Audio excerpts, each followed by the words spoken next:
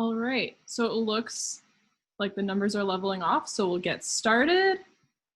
Hello, Yellow Jackets. Thank you for joining us on this lovely Wednesday evening for this Eastman and ASNE Joint Town Hall. My name is Justina Gorka, for those of you who don't know me on the call, and I'm the president of the Students Association for the ASNE undergraduates. Hi everyone, I'm Tessa Nojam, and I'm the Students Association president on the Eastman School of Music campus. And together we are moderating this town hall. What's this town hall specifically about, Tessa? So in this town hall, we will be discussing some of the new conduct, policy, and UR COVID community commitment for the 2020 fall semester. We have received a number of questions from you, Eastman and River Campus students, through social media, and we have heard the chatter among the student body. So after some remarks from our panelists, we'll begin by addressing those questions. However, if there's anything we missed or that you want to know more about, feel free to utilize the Q&A function on this call to ask your own questions. We will have time at the end to present and answer a few of those questions with the help of the Vice Provost. So without further ado, let's meet our panelists. Awesome. First off, we have Kyle Orton, who is the Assistant Dean of Students and the Director for the Center for Student Conflict Management. Hi, Kyle. Next, we have Melissa Struge-Apple, apologies, the Vice Provost of Graduate Education. Hello, Vice Provost. Next up, we have Associate Dean of Academic and International Affairs on the Eastman campus, none other than John Hain. Hello, Dean. With us today, we also have Dr. Ralph Manchester, who is the Vice Provost and Director of University Health Services. Welcome, Dr. Manchester. Awesome. And last but not least, we have our very own student panelist. He is the Chief Justice of the All-Campus Council and works closely with the Public Office, Connor. Thank you for all being here. I think we have a little bit of feedback. Okay, we're good. Awesome. We're just going to let Kyle take it away for a brief moment, but before that, we both just want to remind everyone that there is closed captioning and recordings of this meeting will be available at a later date. And now I'll turn it over to Kyle. Thanks, everyone. Thanks for having us all. It's so glad to be here and start to see students come back to campus. And whether they're remote or going to be on campus with us, we're glad to be with you. I'm going to share my screen briefly. So our focus tonight, it really does bring us back to this UR commitment. It was sent out about a month ago so that people knew what to expect when returning.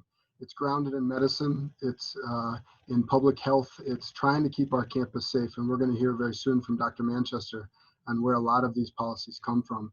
It comes really into 5 categories: testing and screening and tracing, doing our part to make sure that if we have it, that we have COVID, we go to the right place to keep others safe and prevent it from spreading.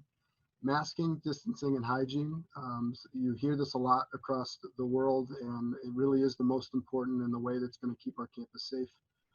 Restricting travel, keeping Yellow Jackets safe near the hive, keeping us around each other, and keeping our campus safe.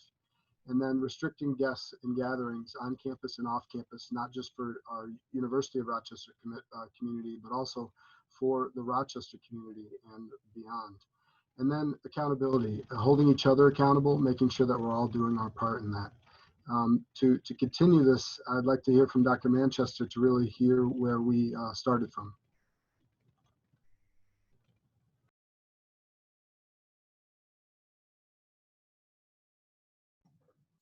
Thanks. So for those of you who were on campus last semester, you know how all this started. And the university responded quickly to a totally new situation for us. And that was a virus that is transmitted from one person to another, mainly by respiratory droplets, the little things that come out of our mouths as we're talking, eating, singing, playing musical instruments, and breathing. Also, tinier particles called aerosol particles that are important because they stay in the air longer than the larger respiratory droplets. And to probably only a very small degree, touching a surface that one of those droplets has fallen on, and then touching a mucous membrane, your mouth, your nose, your eyes, and getting the virus into you that way. But we think while hand hygiene is important, that is the least common way that this virus gets around. So we've designed a number of layers of protections into the university environment to keep us all healthy now that we're back together. And that work's been going on since late spring. The buildings, I'm sure, have already noticed if you're on campus, look quite different with all the signs, with the hand sanitizer that is readily available, and the ways that dining halls have been redesigned. All sorts of reminders that life is not what it was a few months ago. And then the next layer of protection is really what all of us do. So the success for the fall semester is going to be determined by the extent to which we all wear masks, we stay 6 feet apart whenever possible, and we practice good hand hygiene. That's really the first line of defense. We've got good air ventilation in our buildings. We have tents set up outside so that at least for a few months, we can take advantage of the fact that it's much less likely to become infected when you're outside than when you're inside. But I think the single most important message is wear a mask, stay 6 feet apart. Beyond that, we are also undertaking a major campaign to test all arriving students who are going to be living in university housing, all undergraduate students in university housing. And that is the first step in the trio of testing, contact tracing, and then quarantine and isolation.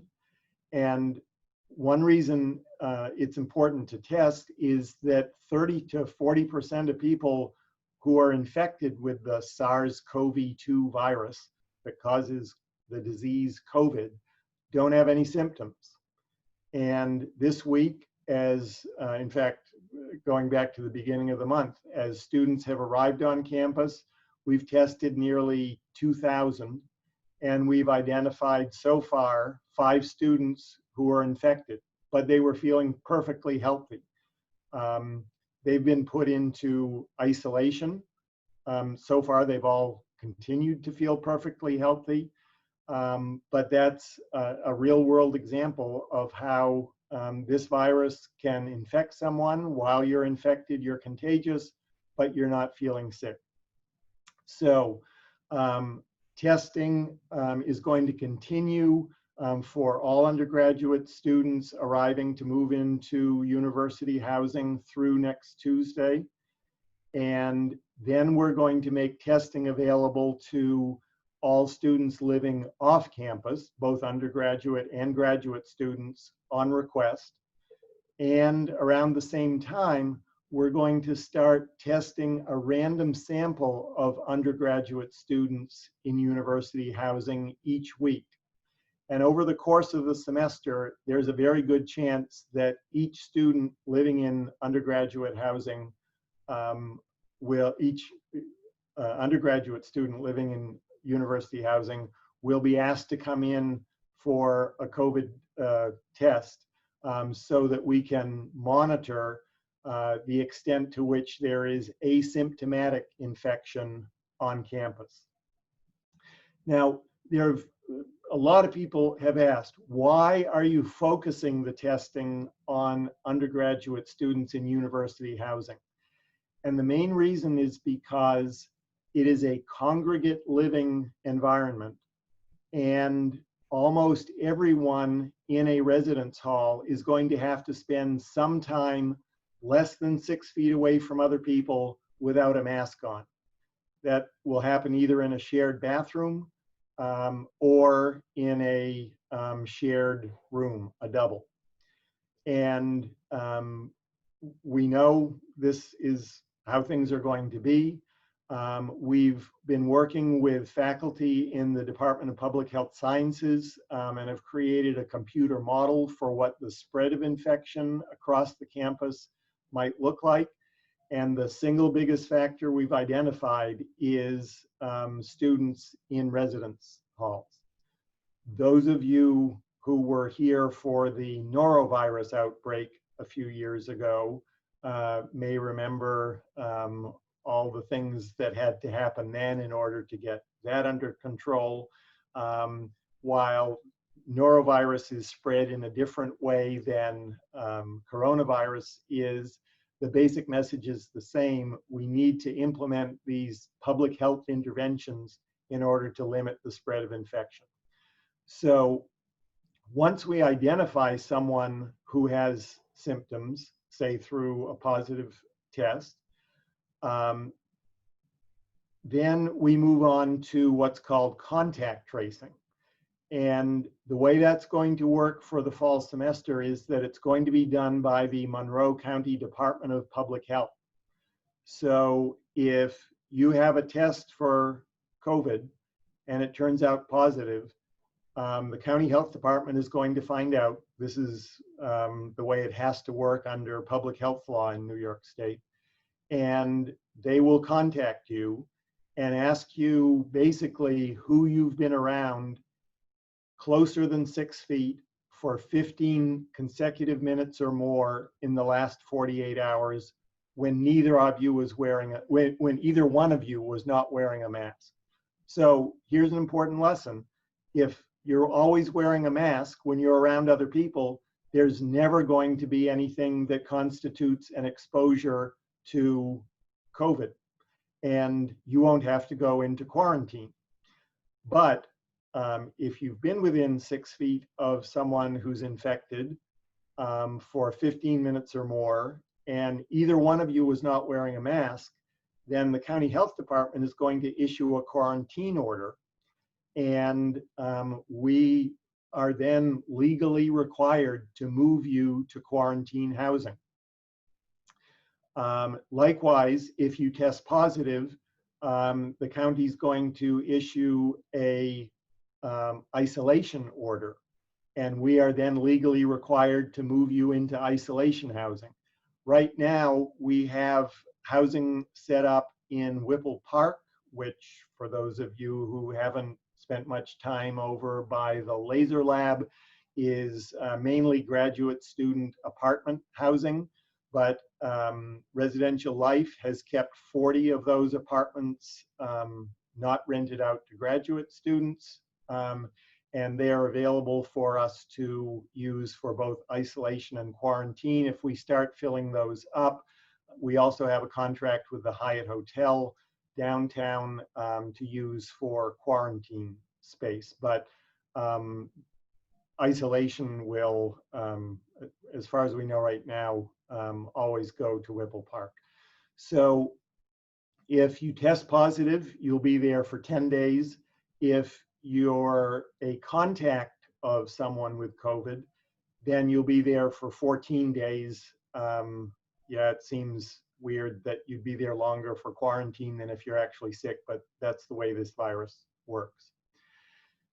So the last thing I want to talk about is that the other mechanism that's in place to protect the health of the campus community is the symptom checklist called Dr. Chatbot, which I hope if you're on campus, you've all had a chance to use already. You should be getting an email every day reminding you to click on the link and answer the questions about whether you've had symptoms. It also asks if you've been in a state that is on the New York State restricted travel list. And it asks you if you've been in close contact with anyone who has COVID in the last 14 days.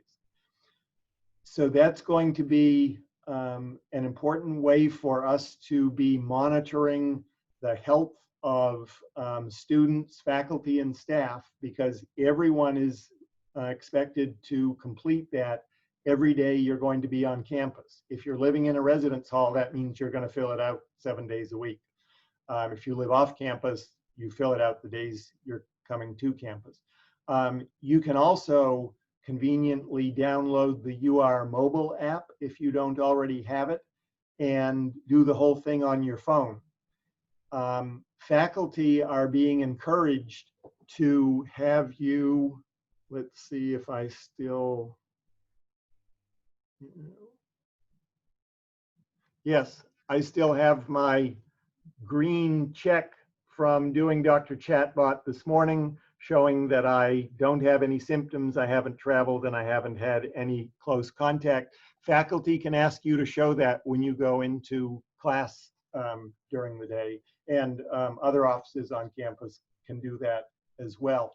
If you answer yes to any of those questions, that gets fed to University Health Service. And if you don't call us, we will call you to follow up on that. In some cases, it may be symptoms that have nothing to do with COVID, and we will figure that out with you and you'll go about your normal business. However, if there's a concern about COVID, we will be able to bring you into the health service same day, do a test. The way testing is running right now, we'll have results either later that day or the next day, and you'll know whether you've got COVID or not, and then we can take it from there. So I think I would honestly say cautiously optimistic about how things are going to go this semester. I know every day now on the news, there's a story about another university that's had to send students home or announce that students won't be coming. They're going to do all remote learning. But if you look, the universities I'm familiar with are in states that have much higher rates of infection than we have in New York State right now. So when all the tests in New York State, I haven't looked at the numbers for today, but for over a week now, it's been under 1% positive.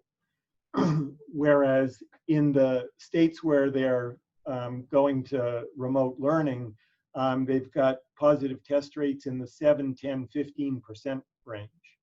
So I feel comfortable with having all of you come back to campus.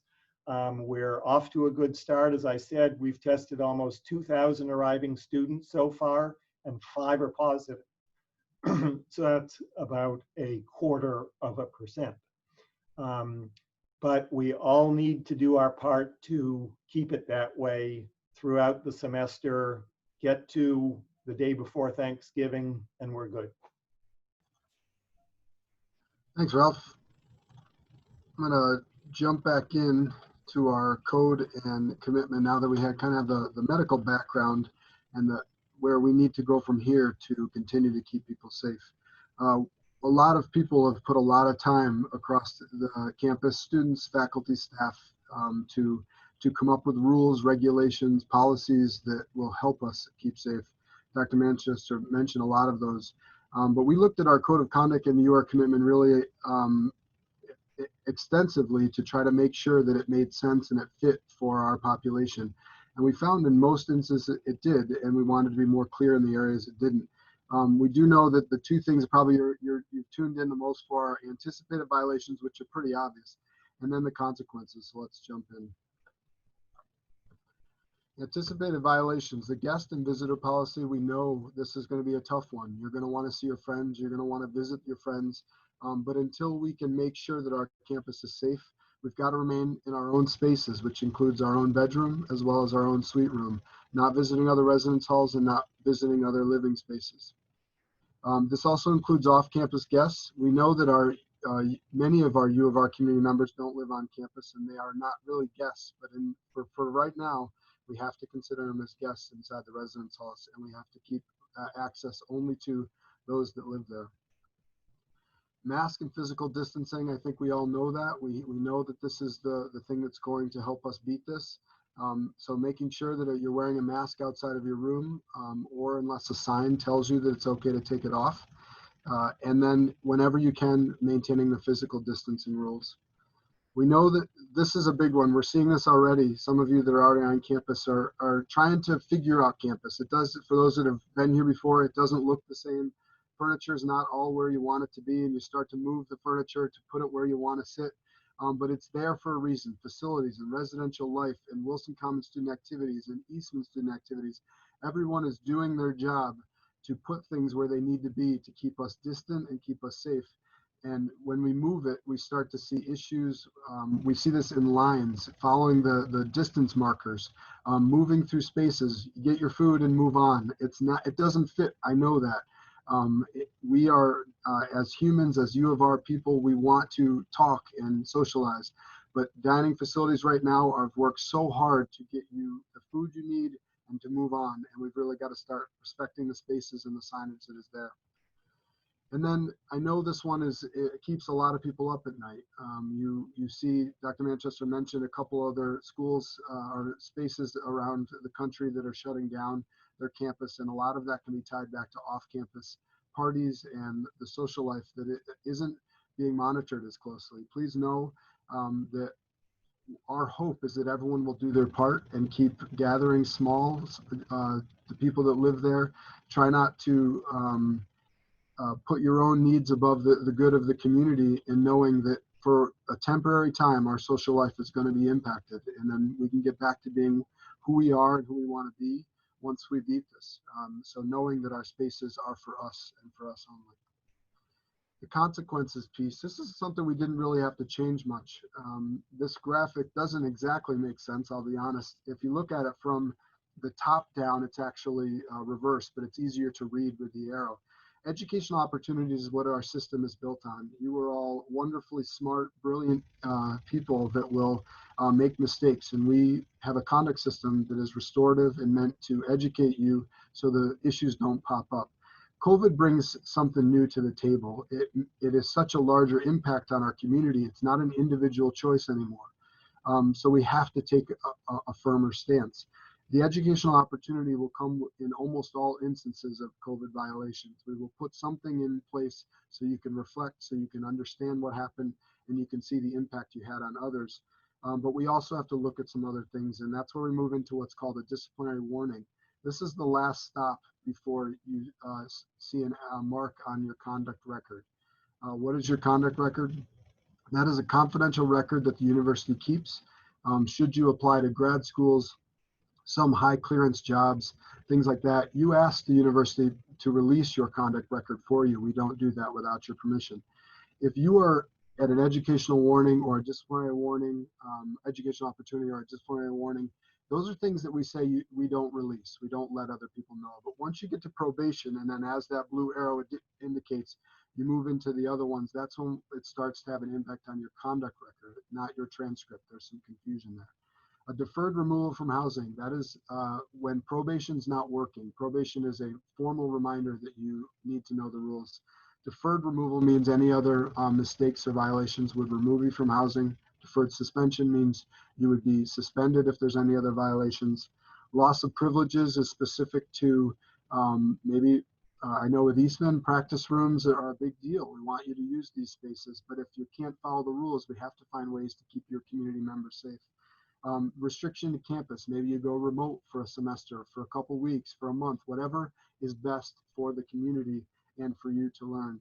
And then when we really need to, such as large parties being hosted by organizations or individuals, we're starting to look at suspension of organizations or those individuals to keep our campus safe, as well as expulsion, which is permanent removal. We've set this up, and I can say it's only been announced since Monday, and it's been very active. Many of you that are familiar to the CARE system, CARE is the opportunity to connect with individuals, a professional staff with an individual who needs support. So it's only fitting that we use the same reporting mechanism to hear about issues that need to keep the campus safe and keep us moving in the right direction. So rochester.edu/care, you select COVID community concern and let us know if something isn't safe or isn't following the rules that we've established to keep you safe. We're seeing those flood in. We've appreciated them. We connect those concerns to the appropriate place or hold the student accountable if that's what's needed. And my final points of things to remember.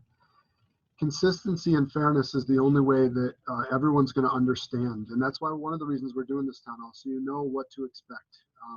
We don't live by threats. We don't live by severe warnings. We live by education and letting people know what the rules are ahead of time. So to be consistent and fair in a process means that we're going to hold people accountable in a consistent way, but we're going to look at the facts in every case and decide the situation that fits best for that. This is a big one.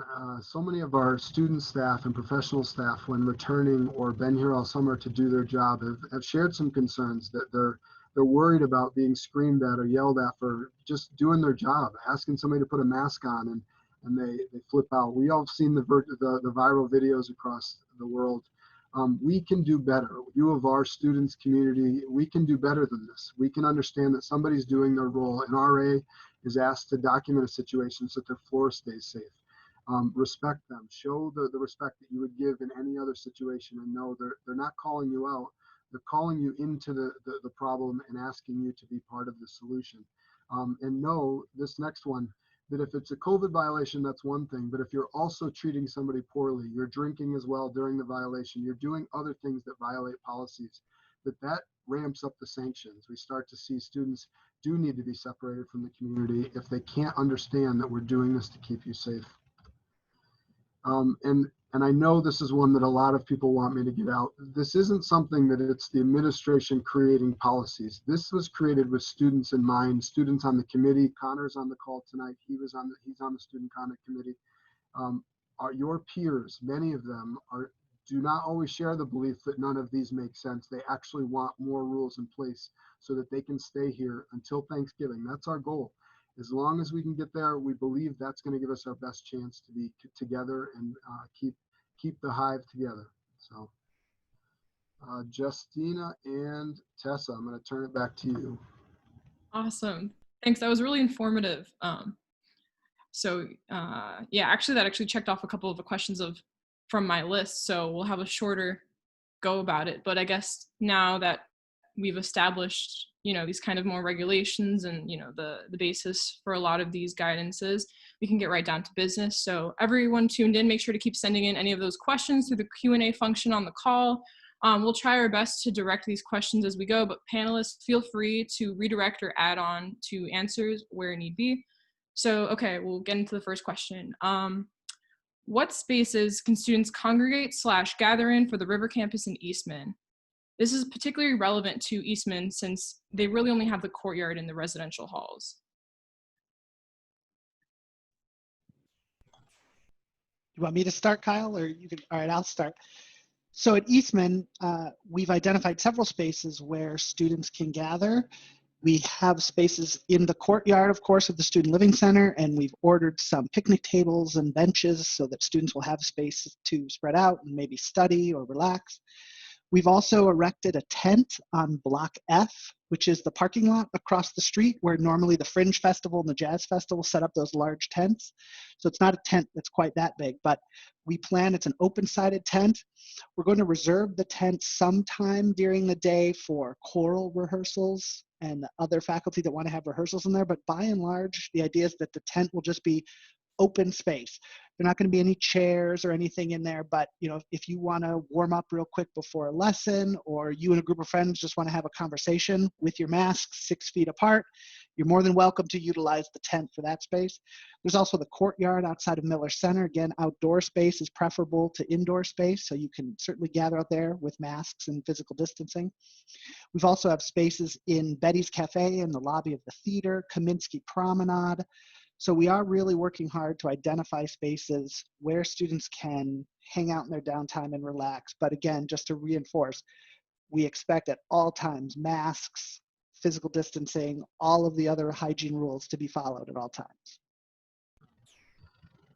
I think John answered for Eastman, but it really does apply, just different building names on the river campus. There is a tent that is up and will be there for space out on the Wilson Quad, I believe.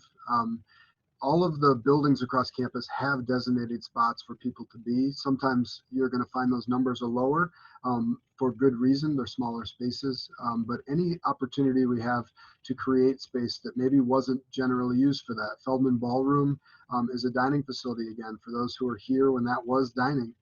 It's kind of neat to see that people are eating in it again, but any spot that they can. It's amazing the work that facilities and residential life and student activities have really put into to try to create something that wasn't used in that sense. And just following signage and knowing that everyone's reviewing it and trying to find more spaces as the winter hits.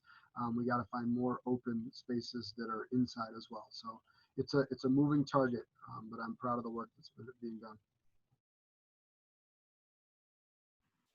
Awesome. So I guess we can move on to the next question.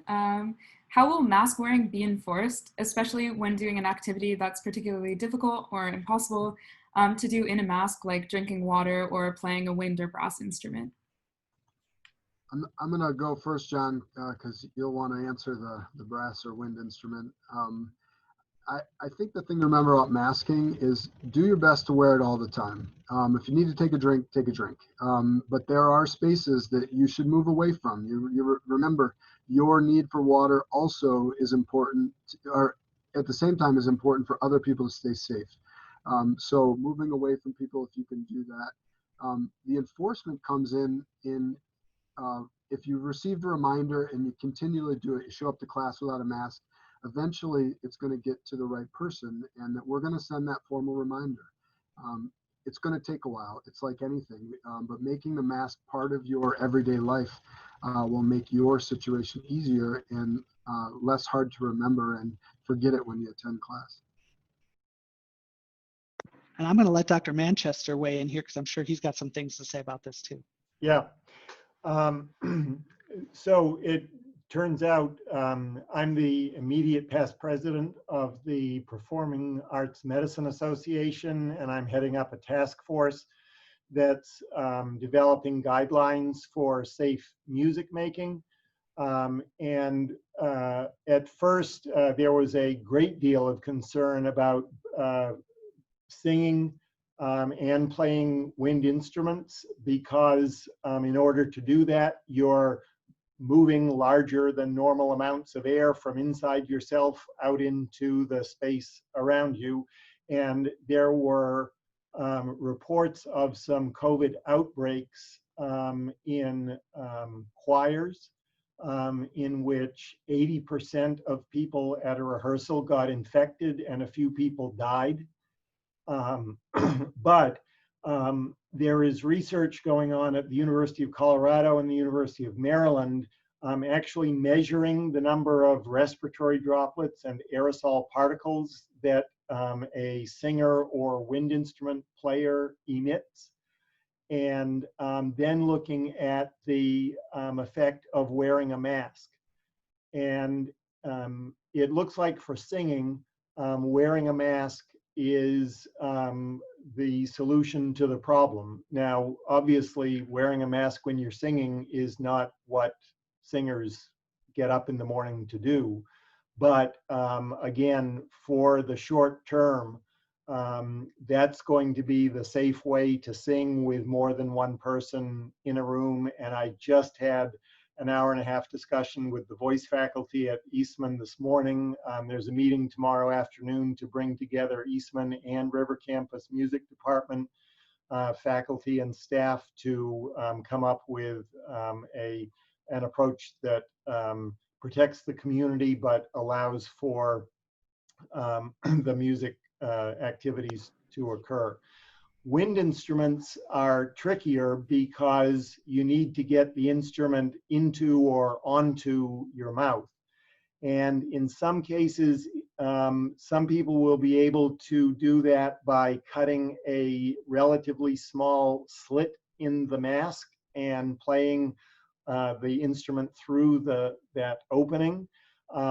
However, in some cases, that's not a feasible solution, and we're still working out the finer points of what other safety measures can be put in place under those circumstances. So that's what the meeting tomorrow afternoon is, I hope, going to allow us to come to consensus on.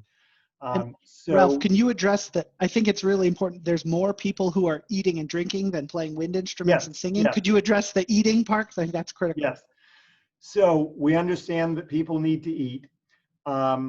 You can't eat with a mask on, and you can't, you know, if you try to slide food in beside the mask, I don't want to think about that. We have created spaces where you can sit down, take off your mask and eat, and you can have other people at the table, a few people. This is in keeping with the decision at the New York State level to allow restaurants to resume functioning, although the tables have to be a certain distance apart, et cetera. And the important thing is spend the time you need in that space with your mask off and eating to eat. But as soon as you're done, put your mask back on and leave so that there's space for other people to do that as well. Awesome. Okay, so I guess we'll go into the next question then. This actually had a lot of students concerned about. Kyle, you kind of explained the guest policy for residential halls earlier. I was curious how that will look for individuals in relationships / students that need spaces to work on group projects or assignments for class. There's no easy way to say that the only way we keep our campus safe is to restrict guests in living spaces they don't live in. As far as relationships, we're going to have to find ways that social activities and more student activities can plan more events on campus for everyone to attend, and finding those common spaces for that. I think that, is there anyone else want to take the second part to that? Connor, any thoughts from the student perspective of what that looks like? Sure. I don't know if I can talk to about the academic collaboration part, just because I don't know what the library's situation looks specifically right now. So I don't want to say anything there that I don't know for sure. But just in the context of the conduct policy, the no guests, its effect on relationships, and all sorts of other ways that we have come to expect are as ways in which we can interact with each other, right? I know a lot of people want to come back to college, if not for the most part, but at least with a sizable portion of it being because their friends are there, their social support network is there. They depend on the people that they used to see on a regular basis a lot. And I think my general response to that is that these regulations shouldn't, or they don't, in my view, get in the way, or they don't prevent you from accessing or having those things. What they do is they disrupt the traditional patterns in which you would access them, right? So for people in relationships to have alone time, that could look, you're gonna have to be a little bit more creative in terms of how you spend time with each other. I think that's gonna be a challenge. I wish we had more creative energy to put towards that. In terms of suggesting things for people to do, to have the sort of things that we go to college in order to have. So that's all across the community, like community building, social inclusion, that sort of stuff is, I feel like, being worked really hard on by WCSA and those folks. Student organizations, I'm sure, are also really considering what to do for their clubs and organizations. But it's all about finding ways to have what you want in ways that don't negatively impact our community, right? So I think that's how I would frame it. And I'll just add really quickly, the libraries are open. Rush Rees is open, Sibley's open. I heard in a meeting that Minor Library opened today, so students can work together with others at the library. Just wear your mask and keep distant. Awesome. Then on a similar note, I guess this is a bit more Eastman specific, but there is the Eastman tradition of hosting house shows or having rehearsals in off-campus settings. So will there still be the option for students to organize house shows to showcase their music and rehearse in other spaces? And if so, how can individuals do this safely? So we made the very difficult decision at Eastman to not open our halls to audiences. So for the beginning of the semester, there will not be audiences. All our performances will be live streamed. For students living off campus, we can't control what students do off campus. The city of Rochester has rules about gatherings. I think you can't have more than 10 people. So, we would tell students they have to follow these rules that are in place through New York and Rochester. But I would just implore you, as everybody said before, this is not the semester to have a concert in your apartment. Please do not, we were just asking the students, we have to rely on you to make good decisions. And I know that performing for others is a critical part of your development as a musician, but this is not the semester to do that. So please, take some responsibility. Don't have parties, don't have concerts in your apartment, and then we'll have a big party in January or February once there's a vaccine, and we can all do this and get back together once again and do this. Thank you for that, John. Okay, so next question. What if you see a professor, faculty, or staff member not following guidance? It's kind of a weird power dynamic as a student to really step in and, try to call out for that kind of behavior. What should a student do if a faculty, staff, or professor is not following guidance?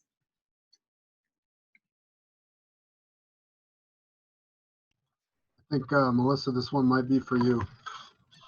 Sure, I'll answer that. I think, that's a good question, Justina. I think what one thing students can do is use the online care submission referral, the COVID-related online submission to kind of talk about that.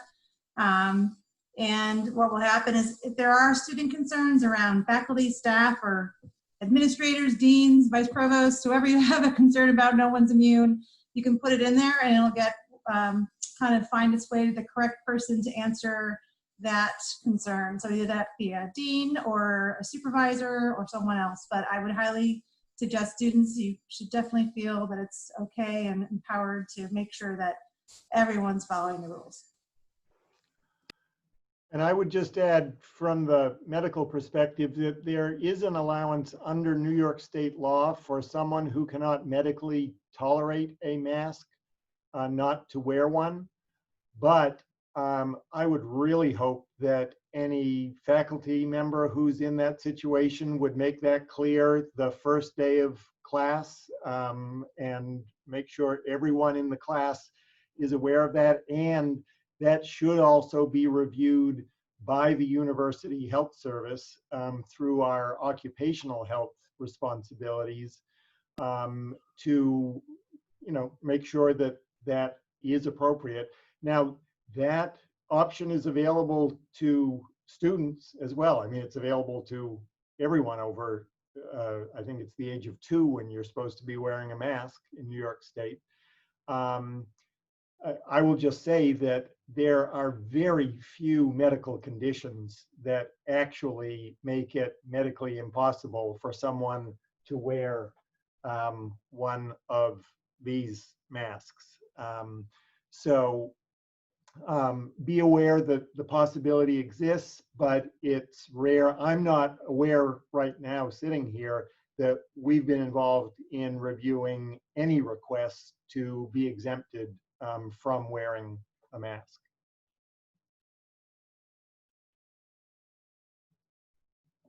Awesome. And then the next question is also directed at you, Dr. Manchester. What should one do if your roommate or suite mate tests positive? Sure. So in that case, the Monroe County Health Department will contact the roommate, suite mate who's infected and talk with that person about who they've been around without a mask in the last 48 hours before their symptoms started. and and they will generate a list of people who've been within 6 feet for 15 consecutive minutes when at least one of the two people was not wearing a mask, and they will then call the University Health Service. They have my cell phone number, and give us a list of names of people who need to move into quarantine. And we then contact the student. Around the same time, the county health department will contact the student who needs to go into quarantine and say, this is an official order to go into quarantine.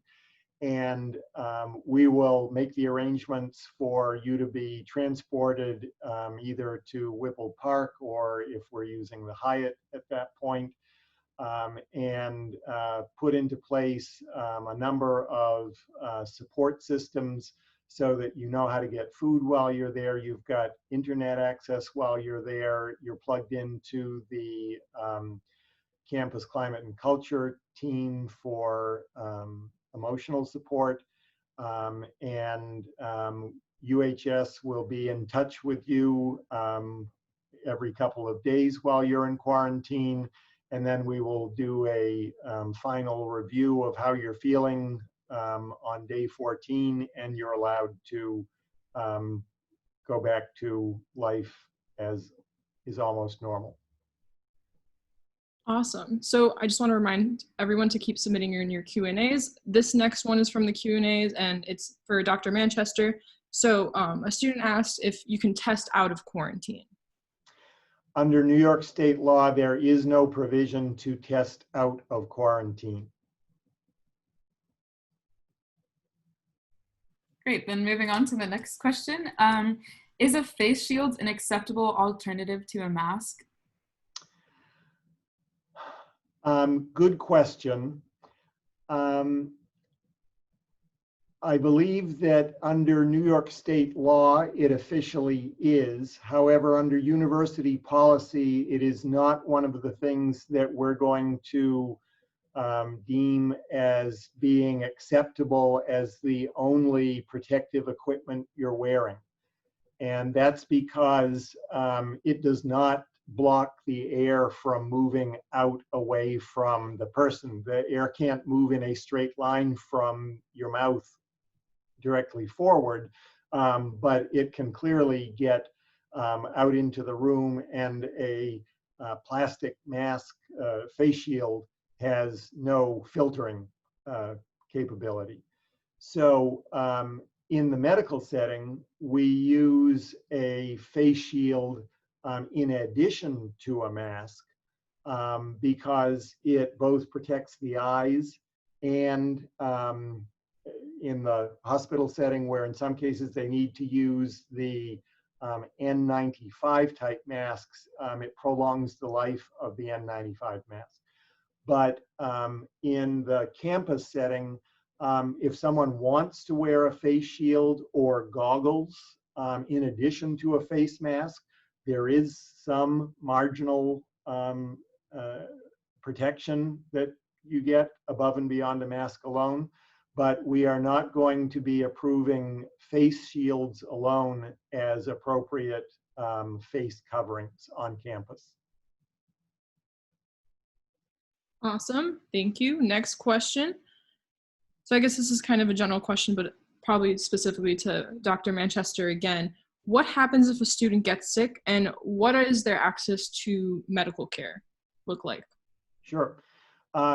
So UHS is going to be, already is operating basically as we have been in the past, in terms of we've got doctors, nurse practitioners, nurses, the staff. Well, I'll stick to describing medical care right now. Here in the building, as well as at our office in the medical center and our office at the Eastman School of Music.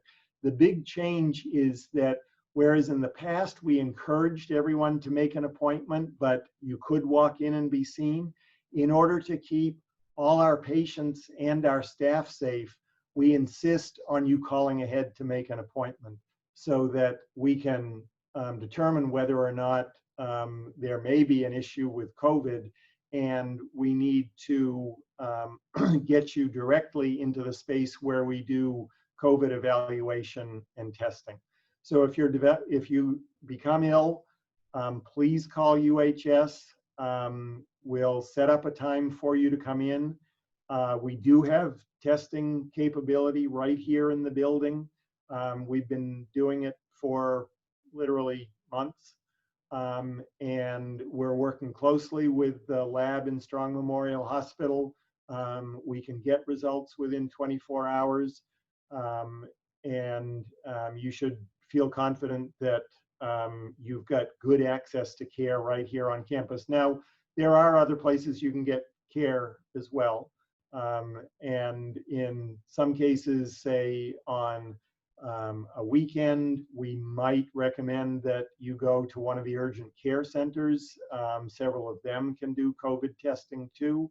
But your first call should be to UHS. We can either take care of what you need or quickly help you figure out where else to go. Great, thank you, Dr. Manchester. This next question is directed more for Kyle. What if someone falsely reports you, and how quickly do you move down the line of those punishments? Yeah, good question. So with any reports that come in that we investigate ourselves or ask public safety to look into it, we review any footage we have, speak with students to figure out whether it's more likely than not that the report is true. We meet with the student, we hear from them. If they say they weren't there, they were somewhere else, we check into that. Typically any false reports can be found out. And if we're unsure, we take the benefit of the doubt and use education to prevent any future issues instead of punishments. If it's clear, then we would use some type of sanctioning. As far as moving down the list, recidivism rates for University of Rochester students are very low. Your peers, you should be confident that they rarely do something twice. And we don't anticipate that happening with COVID violations either. We'll put a formal reminder or a probation in place, and we think that will work. It's for the more serious things that we do have to move down the list, or constant reminders. If it's a danger for the community or a drain on resources to get somebody to comply, we do have to up the ante. Perfect. Okay, thank you. So this is actually another popular question. So hypothetically, my neighbors are having a party. What's the best way about handling the situation? And does it change whether the party is on campus or off campus? Yeah, that is a great question. So our public safety officers have a relationship with the local agencies, mainly Rochester Police Department, being that most of our students do live off campus in RPD zones, to reach out to them to let them know that they might want to check a residency, and that public safety will go and help with collecting of names so that the university can follow up with those students, specifically the hosts, to talk to them about the impact that they have on their community by hosting such a large gathering. And we do have the capability of holding people that host events off campus or attend parties off campus.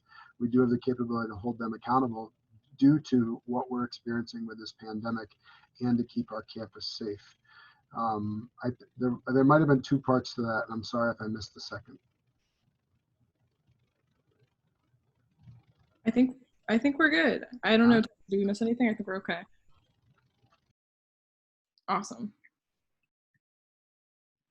We have another question here. How often should students wash reusable masks? So the cloth masks that can be washed and reused, we would typically say, unless they get wet or dirty, you can use for a week and wash them. It's certainly okay to do it more frequently than that. And if you, sort of rinse it out at night with comfortably hot water in a sink, that does have some benefit, but actually washing them like washing clothes once a week would be the recommendation. Perfect. I guess this question's also, actually it's kind of open-ended. It's about the library specifically. So can we take off masks when we're sitting at a table at the libraries? In general, if somebody else is in the room, you need to keep your mask on. There may be indoors. So you said the library, so I assume we're talking about indoors.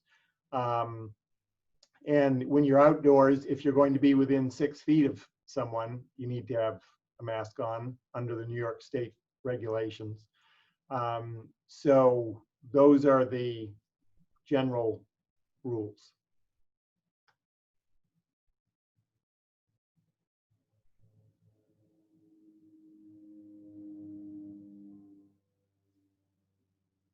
All right, moving on to the next question. Is there a possibility that a student might have a false positive COVID test when arriving? And if so, what will be done? Very good question. So we are fortunate to be working with the Strong Memorial Hospital microbiology lab that's using the what's called the gold standard test. It is the best test to detect the SARS-CoV-2 virus. It's a reverse transcriptase polymerase chain reaction test that detects the genetic material of the virus, the RNA sequences that are unique to SARS-CoV-2. So it's certainly an interesting sort of philosophical question about could there be a false positive test, but in the real world of doing tests, there is really no other test to do that supersedes the test we're doing.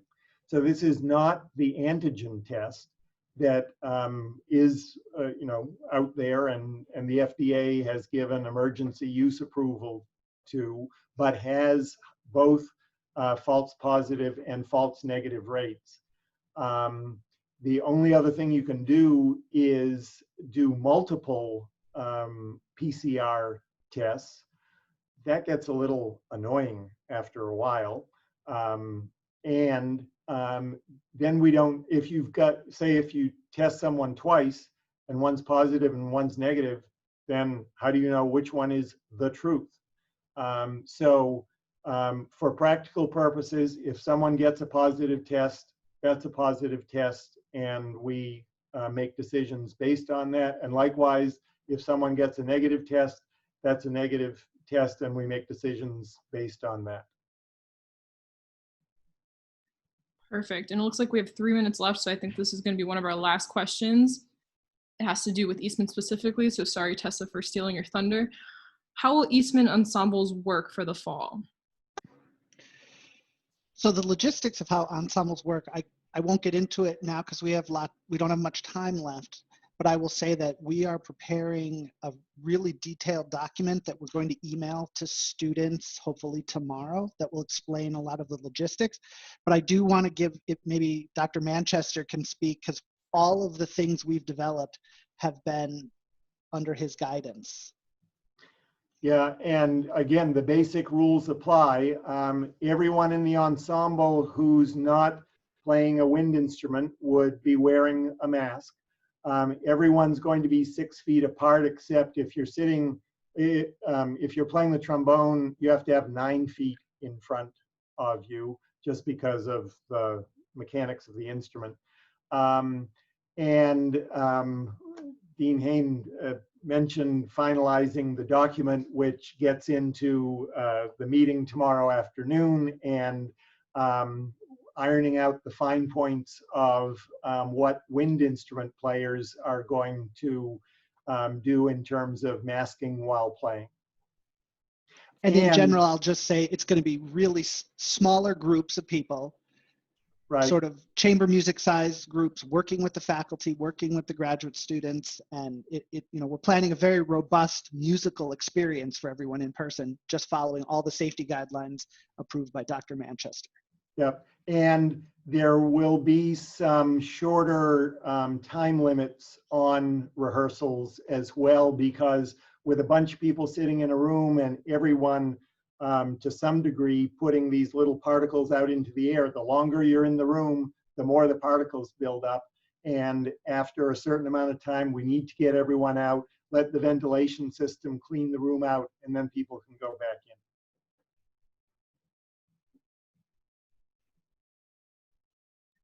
Perfect. Okay, I think we got through all the questions and just in time too.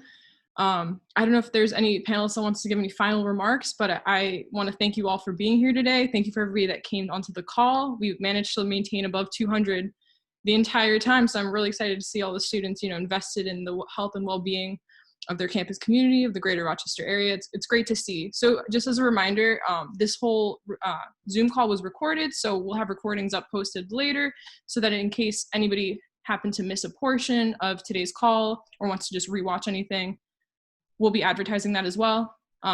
So we can all be on the same page, but I think we're all set.